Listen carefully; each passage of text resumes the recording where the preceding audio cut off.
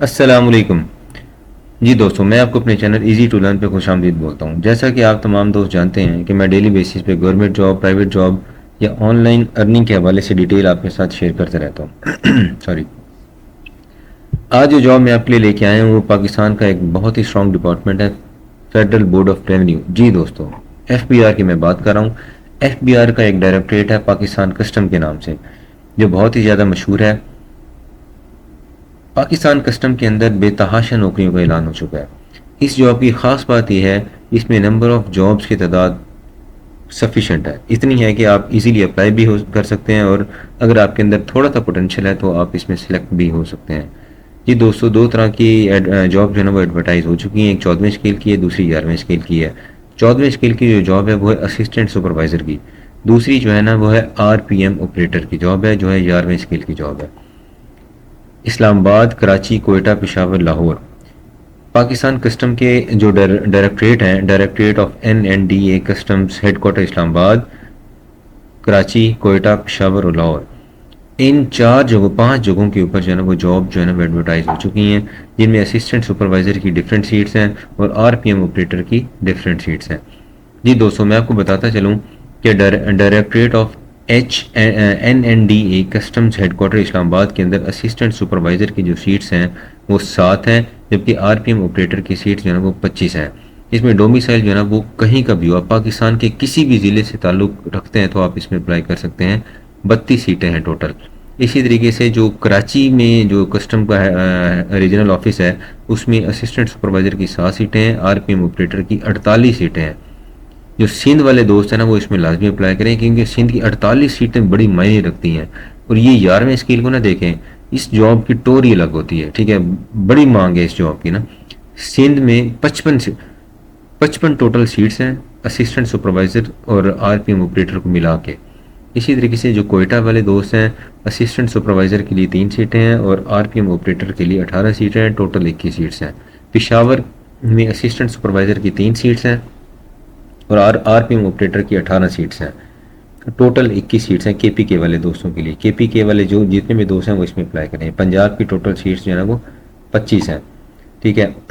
अब मैं आपको बताता चलूँ कि इसका जो सीट्स का जो ब्रेकअप है वो क्या है। टोटल 25 सीट्स हैं, जैसे ओपन मेरिट की 2 हो गई, पंजाब की 10 हो गई, मेरिट 8 हो गई, वुमेन की 1, माइनॉरिटी की 1, आईसीटी की 5, मतलब कि इस्लामाबाद रहने वाले जो दोस्त हैं उनकी 5 सीटें हैं, मेरिट की 4 हैं, वुमेन कोटा की 1 है, सिंध अर्बन की 1 है, सिंध रूरल की 2 हैं, केपीके की 2 हैं, बलूचिस्तान की 1 है, गिलगित बल्तिस्तान फाटा की 1 है, आज़ाद जम्मू एंड कश्मीर की 1 है, ठीक है। ये टोटल 32 सीट्स जो है जो उनका ब्रेकअप है वो मैंने आपके साथ शेयर कर दिया है। जी दोस्तों, मैं आपको थोड़ा सा डिटेल बताता चलूँ कि अगर आप पंजाब में रहते हैं तो आप पंजाब के ही डोमिसाइल वाली जो जगह है जो उसके लिए आप अप्लाई करें, ठीक है। आप अप्लाई कर सकते हैं, लेकिन आपको सेपरेट एप्लीकेशन जो है ना उसके लिए सबमिट करनी पड़ेगी। फॉर एग्जांपल, अगर आप पंजाब डोमिसाइल से हैं, आप कहते हैं कि मैं ये जो कस्टम हेडक्वार्टर जो लाहौर है उसमें भी मैं अप्लाई कर देता हूँ, और कस्टम हेडक्वार्टर इस्लामाबाद उसमें भी मैं अप्लाई कर सकता हूँ। इन दोनों के लिए आपको एप्लीकेशन जो है वो सेपरेट जमा करवानी पड़ेगी। अच्छा, अब थोड़ा सा बात कर लेते हैं इनकी जो रिक्वायर्ड क्वालिफिकेशन, एक्सपीरियंस और एज लिमिट है, तो उसके बारे में थोड़ा सा मैं आपको बताता चलूँ। जो असिस्टेंट सुपरवाइज़र है, 14वीं स्केल की सीट है, उसके लिए बैचलर डिग्री होनी चाहिए बिजनेस एडमिनिस्ट्रेशन के अंदर, जिसको आप बीबीए कहते हैं, या मैनेजमेंट के अंदर एमबीए भी कर सकते हैं, बीबीए भी कर सकते हैं, कॉमर्स भी कर सकते हैं, बी कॉम वगैरह जो होते हैं, या आईटी मतलब बीएसआईटी हो गए, बीसीएस हो गए, ठीक है ना। ये तमाम दोस्त इसमें अप्लाई कर सकते हैं। सिर्फ आपको थोड़ा सा नॉलेज होना चाहिए एमएस वर्ड का, एमएस पावर पॉइंट का और एमएस एक्सेल का। सर्टिफिकेशन की कोई ख़ास ज़रूरत नहीं है, सिर्फ आपको आना चाहिए। जो आपका टेस्ट होगा उसमें इस तरह की क्वेश्चन होंगे। इसी तरीके से रेडियो पोर्टल मोनीटर जो है वो 11वें स्केल की सीट है। इसके लिए अगर आपने एफएससी प्री इंजीनियरिंग की हुई है, इंटरमीडिएट है, उसके साथ आपको नॉलेज है थोड़ा सा एमएस वर्ड का, पावर पॉइंट का और एमएस एक्सेल का, तो आप इसमें अप्लाई कर सकते हैं। 25 साल की एज है, उसके साथ +5 ईयर जो है ना वो एज रिलैक्सेशन जो है ना इन्होंने दी है, दोनों सीट्स में, असिस्टेंट सुपरवाइज़र में भी और आरपीएम मॉनिटर में भी। अच्छा, इसके अलावा ये सारी डिटेल है, इसमें जो काम की चीज़ें हैं वो मैं आपको बता देता हूँ। एक तो एज रिलैक्सेशन के हवाले से, अगर आप 30 साल से भी बड़े हो गए हैं तो अगर आप ये नीचे दिए हुए क्राइटेरिया के अंदर फॉलो करते हैं तो फिर आप इसमें अप्लाई कर सकते हैं। जैसे कि गवर्नमेंट सर्वेंट है, वो अगर 40 साल तक भी हैं तो आप इसमें अप्लाई कर सकते हैं। जिन्होंने 2 साल की रेगुलर गवर्नमेंट सर्विस की हुई है तो उनके लिए एज रिलैक्सेशन जो है वो 10 साल है। इसी तरीके से डिसेबल पर्सन है उनके लिए भी 10 साल है।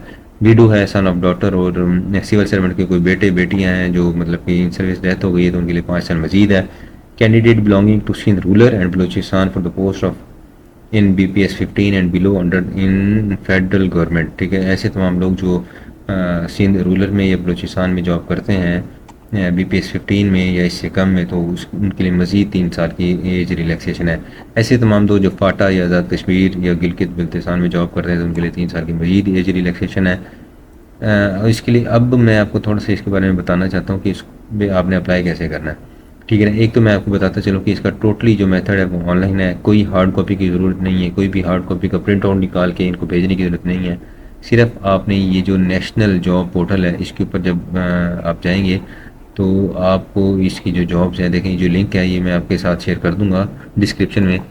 आपने जैसे ही इसको क्लिक करना है तो ये सारी स्क्रीन आपके सामने ओपन हो जाएगी। देखें असिस्टेंट इन्होंने भी क्लियर कर दिया, असिस्टेंट सुपरवाइज़र देखें ये जो पेशावर वाले हैं उनके लिए अलग इन्होंने असिस्टेंट सुपरवाइज़र का कर दिया। इसी तरीके से लाहौर वालों के लिए अलग उन्होंने एक अलग से कैटेगरी बना दी। असिस्टेंट सुपरवाइज़र कोयटा वाले जो है बलूचिस्तान वाले वो यहाँ पे अप्लाई करेंगे, कराची वाले यहाँ पे अप्लाई करेंगे। इसी तरीके से असिस्टेंट सुपरवाइज़र इस्लामाबाद वाले यहाँ पे अप्लाई करेंगे।